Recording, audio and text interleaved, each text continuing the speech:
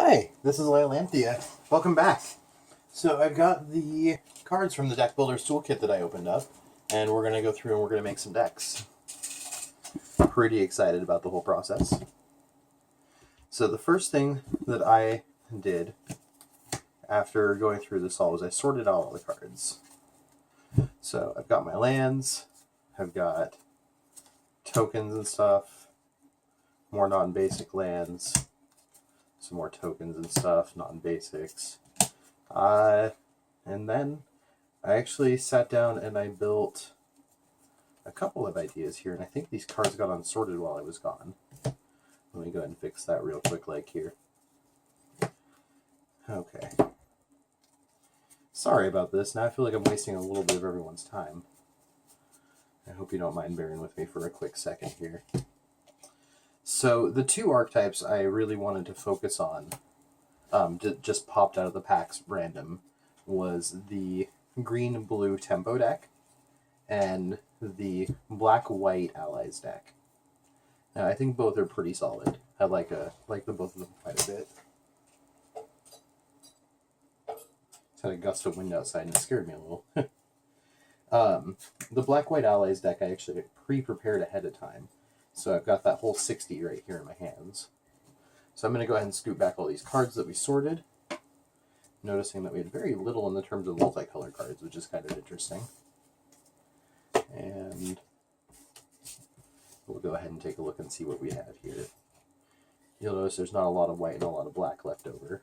So the first thing I ended up doing was going through and just looking for all the creatures that I wanted to play.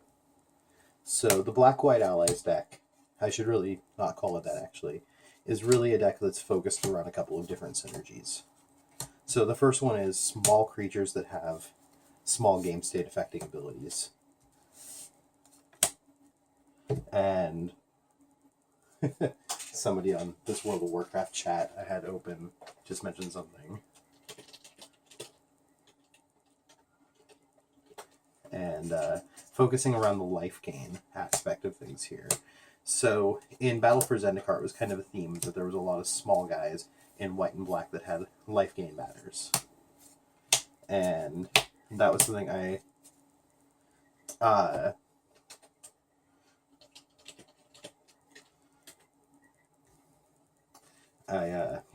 gosh, sorry, people keep chatting at me.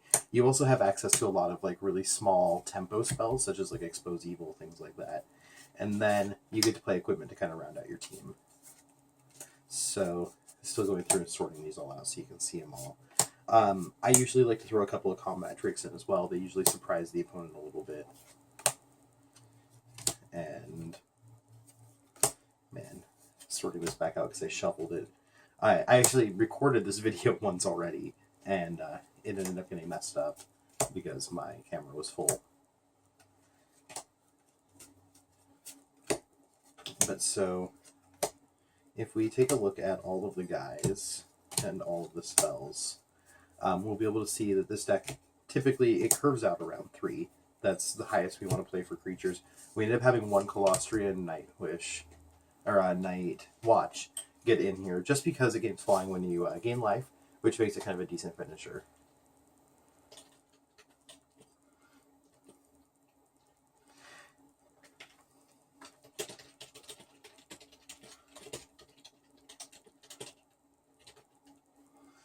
And so we've got a couple of 1-drops here.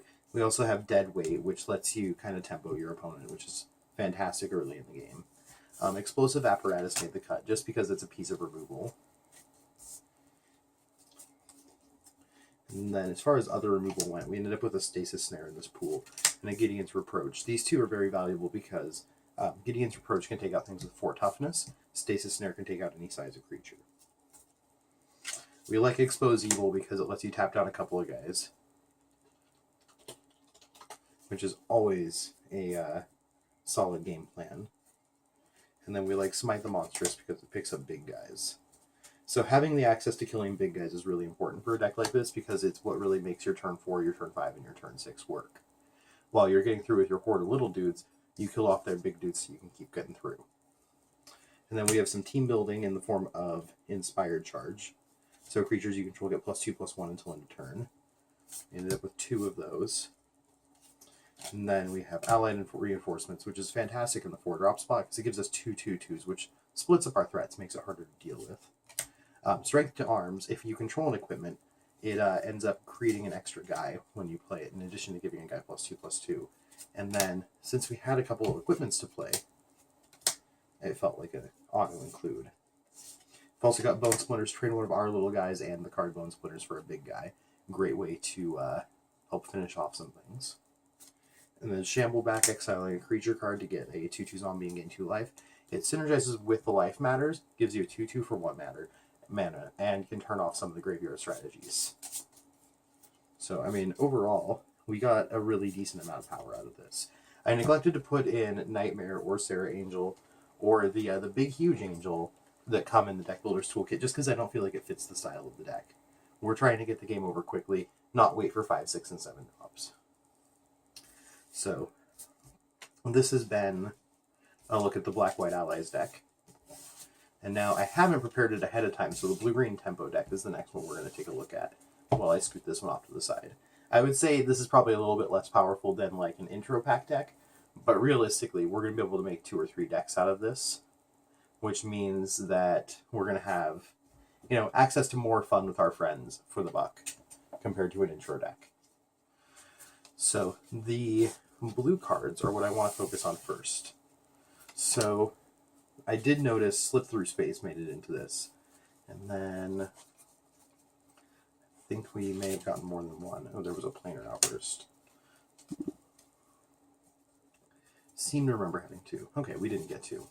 Slip Through Space is a fantastic tempo card because you're sneaking in the damage and you're getting to replace it with another card. So it basically has cycling and an ability, which is pretty powerful. So we're going to look at small guys yet again, and then we're going to look at abilities that tax what our opponent's doing. And then we're going to look lastly for cards that refill our hand. So, Disperse, Anticipate, Negate. Those all go in this deck. And the reason for that is, just like with Sleep Away, this other Anticipate, and Sweep Away, they all create problems for what our opponent's doing on their game plan. So we're swinging through with our guy, and we're sweeping away their guy on their turn, setting them back a turn while we keep beating in with our small guys. We're anticipating to refill our hand, and then we're using cards like Negate to counter their spells. All the while getting through with the most efficient guys we can get. So as far as efficient guys go, I like Mist Intruder. He's a 1/2 flying. He's not very big, but I think in this pool we're going to have to take some 1Xs, just that have evasion or ways to get through, just so that we can make sure we've got threats. Fugitive Homunculus is another threat in this term, and then it's a 2/1 with Skulk. Now, Skulk is a new ability that refers to how things are blocked. So a creature with Skulk can't be blocked by any creature that has a greater power than it, which allows you to sneak through extra damage. Fantastic for the tempo plan. Then we're going to go ahead and toss this Clutch of Currents in, get another bounce spell to continue tempoing our opponent, with the value of late game being able to awaken a land to have as another threat. Nibbles of the Dusk is solid, has a flying prowess creature, which means that when we bounce their guy, he gets +1/+1 until end of turn. We'll go ahead and run the Salvage Drone just because he has the On Dilute effect, which gives us the ability to just kind of keep jamming through cards to be able to find what we need instead of sitting on a bunch of lands. And Ghostly Wings is going to end up in the maybe pile. So let's look at our green guys. Let's see what we've got here. I'm mostly looking at 4 and lower drops. I think I like Giant Mantis just because of the reach. Pack Guardian is an outstanding guy in this deck. Pitch a land to get an extra guy. He comes in a flash. He's a 4/3 for 4. He's aggressively costed. He has an extra ability, and he's an instant. Gloom Widow, also kind of on a similar vein here, is a 3/3 that can only block flyers, but it can block flyers. And then at 3 mana, that comes in at a pretty great pace. Rabid Bite lets you kill dudes that are smaller than yours. Target creature you control deals damage equal to its power to target creature you don't control. Just start getting their guys right out of the way. Bridge Patrol has a 3/3 for 4 mana. Whenever he deals damage to 1 or more creatures, investigate. At the beginning of your end step, if you sacrifice 3 or more clues this turn, you may put a creature card from your hand on the battlefield. So I don't foresee us having access to that second ability very frequently, but if we do end up getting it, it's a nice, decent value add. Snapping Gnarlid, fantastic. 2/2 landfall for 2. So he gets a +1/+1 every time you play a land. Quilled Wolf is a 2/2 for 2 that has a late game ability. Sounds great. Rabid Bite, another way to keep tempoing. I like Oran Reef Invoker for the same reason. Gives the ability to pump itself late game, but is still a threat in the early game. We're going to go ahead and take a second pack Guardian. Whoa! That's kind of a big deal. We're going to go ahead and toss in the Life Spring Druid. I don't particularly care for it in this deck, but it gives us an extra body to play, as well as mana ramp if we end up needing it.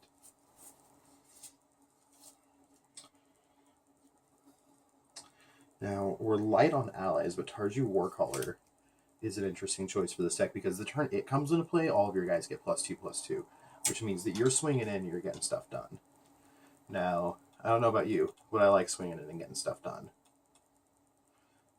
So we're going to go ahead and include him in our 60. I feel like Soul of the Harvest is going to end up in this list as well, just to get us yet another late game threat, something to carry 2 in the end game. And then it also has the value out of turning all of our creatures into live draws.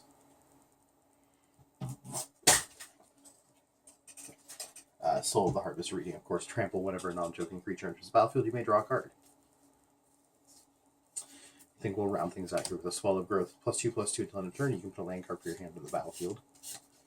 And let's go ahead and jam in the other Life Spring Druid. So let's count it up, see what we've got so far. We've got 3, 6, 9, 12, 15, 18, 19, 20, 21, 22, 23, 24, 25, 26, 27. So we're still short a few cards to be able to have a full deck here. Let's go ahead and take a look at artifacts and colorless and see if there's anything we want to add. So Skeleton Key gives you a bonus for being Skulk. I like it. We're running it. Endless One is a pretty solid threat at any point in the game. He's going to come out basically on curve with whatever land you have and be as big as you can possibly have him. Or you can hold back mana for a counterspell. He's the build your own creature, so we'll go ahead and include him.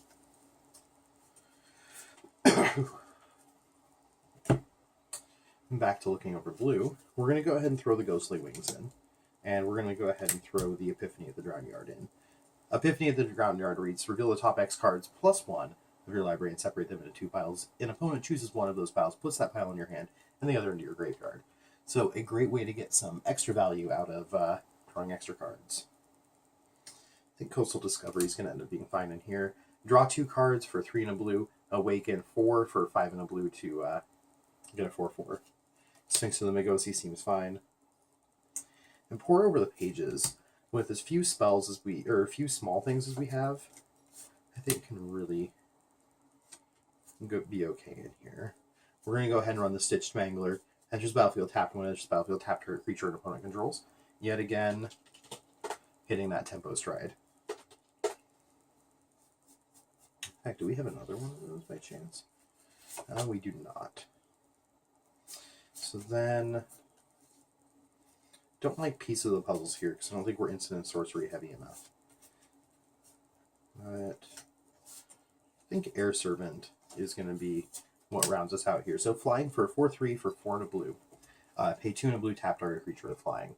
So it's yet another way to lock down what your opponent's doing, keep them off, and it gives you a repeatable ability that can use up all your mana, which is really important to a tempo strategy. You want to be using all of your resources all of the time. That's how tempo decks win. So let's go ahead and count up the cards. We're going to be targeting 36 cards. Since the mana curve in this deck's a little bit higher, I want to run 24 lands. 3, 4, 5, 6, 7, 8, 9, 10. 2, 3, 4, 5, 6, 7, 8, 9, 10. 1, 2, 3, 4, 5, 6, 7, 8, 9, 10. 1, 2, 3, 4, 5, 6. Hey, there we go. 36 cards. It's almost like a Magic or something. Magic the Gathering. Alright, I'll unsleeve the Salvage Drone. So we're going to go take a look at our basics here. I feel like running a couple of Unknown Shores is going to be fine. We've got a lot of colorless in our casting costs. definitely hit up the 2 woodland streams. And I feel like that's going to hold us over on those non-basics. We used up all of our Evolving Wilds in the other deck, which is fine. I was debating putting incremental growth in here, but I don't think we have enough creatures to support it. So we've got 24 lands, so we've got 20 remaining. Since we have 2 mana guys in green, I'm going to go ahead and go slightly higher on the green mana here. So we're going to play 9 islands and 11 forests.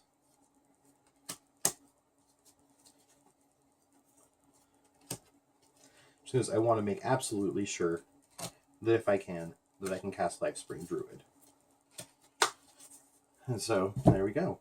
We've got a fancy-dancy green and blue tempo deck. So, one thing I do want to point out, because I'm sure there are some experienced Magic players that are going to see this video at some point, people who play in FNMs, might win their FNMs even, you're going to wonder, Lylanthia, you've got a pretty decent tournament record, you know how to play this game pretty well. Why are you wasting your time building cards out of a deck builder's toolkit when you could be building a new standard deck, or you could be drafting a Moto or what have? And something that I feel like I get from me out of opening deck builders that are cool toolkits, and trust me, I've opened a lot of them. I've probably opened like 15 or 20 of these things. I like being able to go to the store on a break on my lunch, buy myself a sealed pool, and then spend the next couple of hours working with it and seeing what I can get. It really helps me kind of just fine-tune and think about the decisions I'm making without the time crunch of get your seal pool built in time to go smoke a cigarette and have something to drink before the tournament starts, So that's where a lot of the value to this comes from me, and I'm really glad that you joined me to watch. So I'm going to see if I can track down Darren and make him play me a couple of games of these decks. We'll see how they perform, and in the meantime, thanks for watching, and thanks for checking out my video. Definitely feel free to subscribe if you liked it. If you didn't, that's cool too. I respect that. You have your own agency. But toss us a like or a comment if you like what you see, and definitely let us know what kind of content you're interested in. Have a wonderful night, and thanks for watching.